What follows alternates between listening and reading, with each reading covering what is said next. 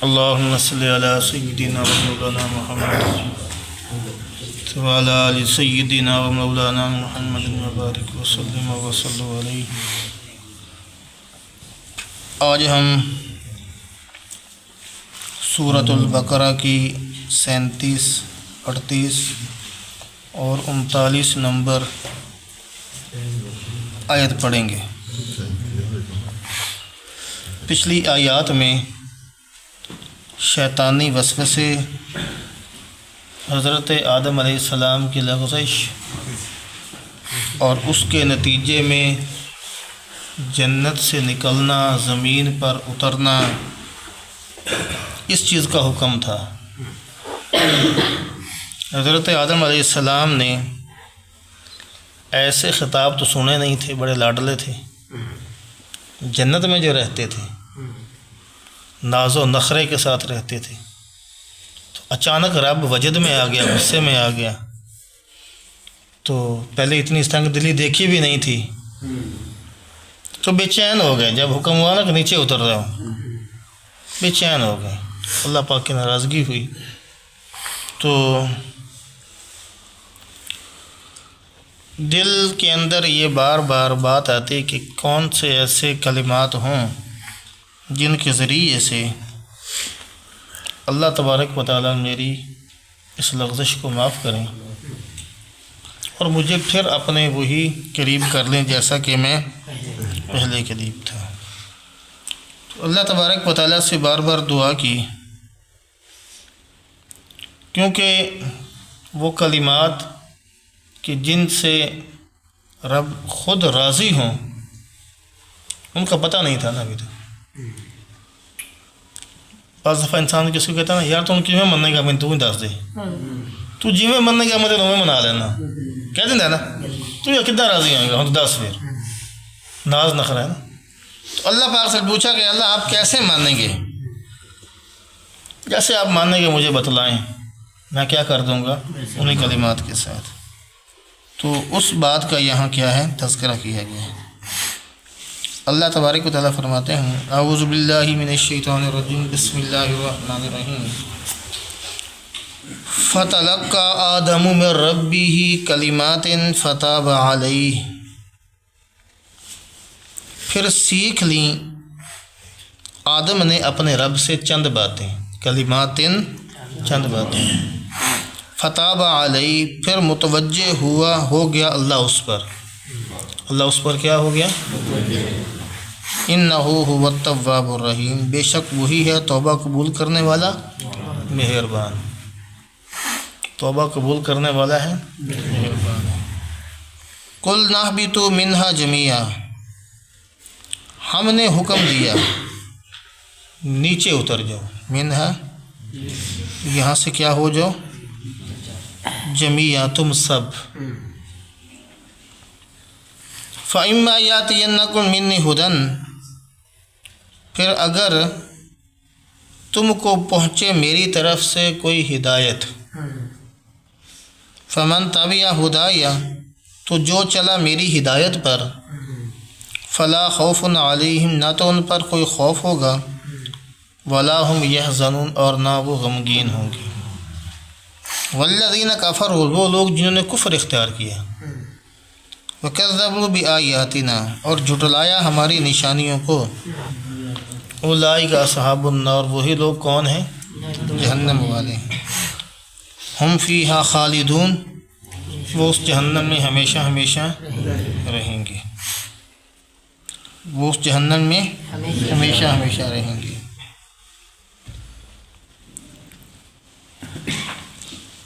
فتلقى، تلقى قبول کرنا، سیکھ لینا، ایسے کلمات جس کی طرف رغبت حاصل کی جائے اس کے بارے میں بولا جاتا ہے۔ آدم میں ربی، اپنے رب سے آدم علیہ السلام نے وہ کلمات سیکھ لی، کلمات، وہ کون سے کلمات ہیں؟ قرآن پاک میں دوسری جگہ پہ آتا ہے، ربنا ظلمنا انفسنا وان لم تغفر لنا وترحمنا لنکونن من الخاسرین۔ اللہ تبارک و تعالیٰ نے سکھلائے تو اللہ تبارک و تعالیٰ نے پھر ان کی توبہ کو کیا کیا؟ فتاب علیہ، پھر متوجہ ہو گیا اللہ اس پر، یعنی اللہ توبہ کرنا، ٹھیک ہے نا؟ توبہ کا لفظ اگر آدمی کے لیے، انسانوں کے لیے بولا جائے تو اس کے اندر 3 معنی ہوتے ہیں، اور اگر اللہ کے لیے بولا جائے تو اس کا ایک مطلب ہوتا ہے۔ اگر انسانوں کے لیے بولا جائے تو اس کا یہ ہے کہ سب سے پہلے جو اس نے غلطی کی ہے اس کو غلطی تسلیم کرے کہ یہ میری غلطی ہے۔ کیا ہے؟ غلطی۔ جو بندہ اپنی غلطی تسلیم کر لیتا ہے نا، ادھی توبہ تو وہ کم سدھا ہو جاتا، ٹھیک ہے نا؟ روڑا یہ ہے، بندہ کہ تو اپنی غلطی تسلیم کر لا، ٹھیک ہے نا؟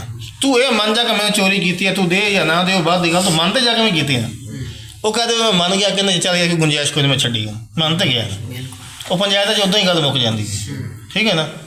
جی وہ اگوں آکڑے کہ تو آکڑ دیں پھر میں تیرے کراں گا، یاد رکھیں گا پھر، ٹھیک ہے نا؟ پھر تیرے میں ایسے کیس کراواں گا تو ایسے رگڑاں گا نا۔ تو غلطی کی ہے تسلیم کر جا جرم میرا ہے۔ سب سے پہلے جو جرم کیا ہے اس جرم کے اوپر کیا کریں؟ تسلیم کریں، ندامت کا اظہار کریں، اور آئندہ کے اندر اس گناہ کو نہ کرنے کا پکا ارادہ کر دیں۔ پہلے جو کر چکا اس کے اوپر نادم ہو جائے، آئندہ اس گناہ کے اوپر معافی مانگے جو فی الحال، اور بعد کے اندر آنے والے زمانے میں نہ کرنے کا کیا کریں؟ پکا ارادہ کریں۔ یہ 3 باتیں ہوں گی تو توبہ ہوگی۔ اگر ان میں سے ایک بات بھی نہیں ہے تو پھر توبہ وہ کوئی نہیں ہے۔ اللہ میں توبہ ہے، اللہ میں توبہ، یہ بس خالی الفاظ ہی الفاظ ہیں۔ دل کے اندر اپنے گناہ کا اظہار کرو، پھر اس کے اوپر ندامت کرو۔ ہم کیا ہیں؟ ہم کس پانی میں ہیں؟ آج میں کیا کھا کے آیا ہوں آپ کو نہیں پتہ، آپ کیا کھا کے آئے ہیں مجھے نہیں پتہ، لیکن میں کیا کھا کے آیا ہوں مجھے تو پتہ ہے نا۔ آپ کیا کھا کے آئے ہیں آپ کو پتہ ہے۔ میرے گناہ کتنے ہیں آپ کو نہیں پتہ، اللہ پردہ ڈالتا ہے۔ آپ کے کتنے ہیں مجھے نہیں پتہ، اللہ پردہ ڈالتا ہے۔ لیکن آپ کو خود کو پتہ ہے کہ میں کیسا بندہ ہوں، پتہ ہے سب کو۔ اگر نہیں پتہ تو تنہائی میں تھوڑی دیر بیٹھ کے سوچو۔ اب بزرگوں کی مجلس میں جاتے ہیں نا، اللہ والوں کو مراقبہ کرواتے ہیں کہ سوچو، اپنی ذہن میں بات ڈالو کہ میں نے کیا کچھ کر کے آیا ہوں، اور پچھلی زندگی کو اپنے ذہنوں میں لاؤ، اور جب تیرے گناہ تیرے سامنے ہوں گے پھر تم رب سے توبہ کرو گے، اپنے گناہوں پر ندامت کا اظہار کرو گے، پھر اللہ پاک تمہاری کیا کر دے گا؟ توبہ کرو کہ تمہیں شرمندگی ہوئی ہے اپنے کیے پر کیا ہوئی ہے، شرمندگی ہوئی ہے۔ لیکن ایڈا بھی شرم کر کے بھی نہیں منتا پہ تو ٹھیٹ بھی بنے کھڑا ہے، انہیں کہتا نہیں کہ بڑا دیکھا نا بشرم، منہ بھی چکی پھر دئی، ایک بدماشیاں کرتا پھر منہ بھی چکتا ہے بشرم ہو۔ بعد جب ندامت آ جائے، شرمندگی رب کے سامنے آ گئی تو توبہ کا اظہار ہو گیا، ٹھیک ہے نا؟ ہاں، بعض دفعہ اللہ والے اللہ کا ذکر کرواتے ہیں، اللہ اللہ لا الہ الا اللہ اللہ کروا کے پھر تھوڑی دیر مراقبہ کرو کہ دل کے اندر جو آپ نے اللہ کا نام لیا اس کو سنو کہ ہمارا دل بھی کیا کر رہا ہے، ساتھ ساتھ بول رہا ہے۔ تو دل کو سارا پتہ ہے، ہمارے ذہن میں سب کچھ چل جائے گا، ویڈیو چل جائے گی کہ ہم کیا کرتے آئے ہیں، تو وہ کیا بن جائے گا؟ توبہ کے اندر یہ 3 شرطیں ضروری ہیں۔ اور جب اللہ کے لیے بولا جائے گا تو پھر اس کا مطلب ہوگا کہ اللہ نے ان کی توبہ قبول فرما لی، اللہ ان پہ کیا ہوا؟ متوجہ، انہ هو التواب الرحیم، بے شک وہی ہے توبہ قبول کرنے والا، مہربانی کرنے والا، توبہ قبول کرنے والا رحیم۔ تواب کے اندر آگے اللہ پاک صفت دوسری کون سے لے کر آئے ہیں؟ رحیم کے لے کر آئے ہیں، یا کوئی اور صفت لے آتے تو رحیم کیوں آیا؟ ٹھیک ہے، رزاق لے آتے، ستار لے آتے، غفار لے آتے۔ اللہ توبہ قبول کرنے والا ہے، اللہ بخشنے والا ہے، اللہ توبہ قبول کرنے والا ہے، اللہ تبارک و تعالیٰ عیبوں کے اوپر پردہ ڈالنے والا ہے۔ اچھا، رحمان لے کر آئے ہیں، رحیم لے کے رحمان بھی لے کر آ سکتے تھے، ٹھیک ہے نا.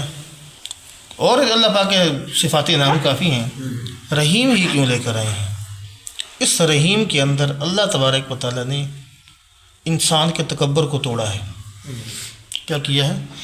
تکبر کو توڑا ہے. آدم علیہ السلام کے معاملے میں ساری انسانیت کو اللہ پاک نے کیا دے دیا ہے؟ درس دے دیا ہے کہ اے انسان، تجھ سے غلطی ہو جائے، غلطی ہو جانے کے بعد تو مجھ سے توبہ کر لے. توبہ تو نے کیوں کی؟ کہ میں توبہ قبول کرتا ہوں، اس لیے تو میرے در پہ آیا نا، اس لیے تو کیا آیا ہے؟ میرے در پہ آیا. توبہ کر کے یہ نہ سمجھ لینا کہ توبہ میرا حق تھا، اس پہ قبولیت میرا حق ہے، معافی میرا حق ہے. اللہ فرما رہے بخشوں گا تو اپنی رحمت سے بخشوں گا، بخشوں گا تو رحمت سے بخشوں گا. ہاں، اپنے الفاظ پہ غرور نہ کرنا، اپنی عبادت پہ غرور نہ کرنا، اپنی التجاؤں پہ غرور نہ کرنا. ہوں میں بخشنے والا ہی، لیکن بخشوں گا اپنی رحمت کے ساتھ. میری رحمت سے نا امید نہ ہو، میری رحمت سے تیری نظر ادھر ادھر نہیں ہٹنی چاہیے. میری رحمت کے اوپر کیا کرنا؟ اپنی نظر کو جمائے رکھنا. انہ هو التواب الرحیم. اس لیے اللہ تبارک و تعالیٰ نے یہاں فرمایا ہے کہ وہ توبہ قبول کرنے والا ہے، وہ بڑا مہربان ہے. آگے اللہ تبارک و تعالیٰ فرماتے ہیں قل نہبطوا منہا جميعا، ہم نے حکم دیا نیچے اتر جاؤ یہاں سے تم سب کے سب، تم سب. یہ حکم تو پیچھے بھی دے چکا تھا، اب دوبارہ کیوں حکم دیا؟ کل کے درس میں نہیں ہوا تھا کہ تم نیچے اتر جاؤ؟ وَلَكُمْ فِي الْأَرْضِ مُسْتَقَرٌّ وَمَتَاعٌ إِلَىٰ حِينٍ کا ہاتھ بتایا تھا نا، پیچھے بھی اللہ پاک نے فرمایا تھا کہ تم نیچے اتر جاؤ. اب دوبارہ اسی حکم کو لے کر آئے ہیں کہ تم دوبارہ نیچے اتر جاؤ. یہ دوبارہ کیوں آ گیا؟ تو ہونا کوئی ہو رہا گیا. اچھا، پیچھے جو اللہ تبارک و تعالیٰ نے حکم دیا تھا نا، اس حکم کے اندر اللہ کا غصہ شامل تھا، اور نیچے اترنا کیا تھا؟ سزا کے طور پر تھا. اس میں غصہ شامل تھا اور نیچے اترنا کیا تھا؟ سزا کے طور پر تھا. یہاں چونکہ اب اللہ راضی ہو چکا ہے، ان کی توبہ قبول، فتح والی آ گیا نا، اللہ کے لیے ہے یہ، اللہ اس کی توبہ قبول متوجہ ہو گیا. اب چونکہ اللہ نے ان کی توبہ قبول فرما دی ہے، تو اللہ پاک فرماتے ہیں کہ اے آدم، توبہ تو تیری قبول ہو گئی ہے، لیکن جو میں تجھے نیچے اتارنے کا فیصلہ کر چکا ہوں وہ فیصلہ میں واپس نہیں لوں گا. وہ فیصلہ محفوظ ہو چکا ہے، وہ اب واپس نہیں ہونا، وہ تو فیصلہ میں واپس نہیں لوں گا. ہاں، اب تجھے میں جو نیچے اتار رہا ہوں نا، اب تجھے میں نیچے اتار رہا ہوں کس کے لیے؟ خلیفۃ اللہ بنا کر، اپنا خلیفہ بنا کر. کیوں پیچھے پوچھا تھا میں اپنا خلیفہ بنانے والا ہوں زمین پر، تو یہ وہ ہے کہ اب تمہیں اتاروں گا عزت اور اکرام کے ساتھ، اعزاز کے ساتھ. پھر ان فرشتوں کو دکھلاؤں گا کہ جو یہ کہتے تھے کہ ہم ہی تیری عبادت کے لیے کافی ہیں، ان کو نہ، یہ اس کے لیے تھا. جمیع تھے تو وہ دو بندے، جمیع کیوں آ گیا؟ تیسرا شیطان، وہ بھی ہو سکتا ہے. اور آدم علیہ السلام کی ذریت ساری کی ساری، ٹھیک ہے نا، ساری کی ساری کیا ہے؟ ذریت. جو قیامت تک جو آنے ہیں لوگ، وہ اب کہاں آئیں گے؟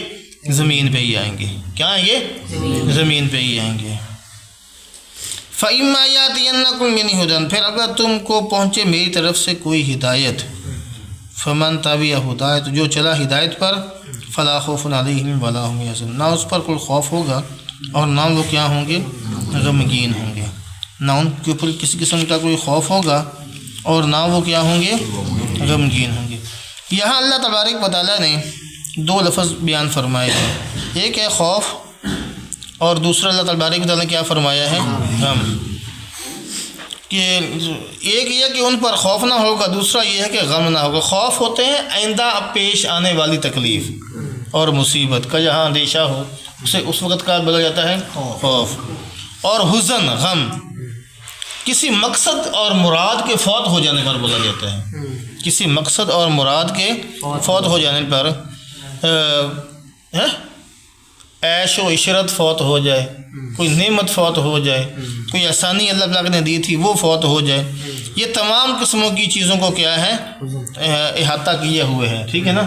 اس لیے اللہ پاک نے فرمایا ہے خوف علیہم بلاہم والذین کفروا، وہ لوگ جنہوں نے کفر اختیار کیا یعنی عقائد کا انکار کیا، وکذبوا بآیاتنا، اور ہماری نشانیوں کو جھٹلایا، اولئک اصحاب النار، یہ کون لوگ ہیں؟ دوزخ والے ہیں، ہم فیہا خالدون۔ یہ کافروں کے بارے میں ہے کہ جب وہ دوزخ میں چلے جائیں گے تو پھر کہاں رہیں گے؟ ہمیشہ ہمیشہ دوزخ ہی کے اندر رہیں گے۔ کافی ہے جی۔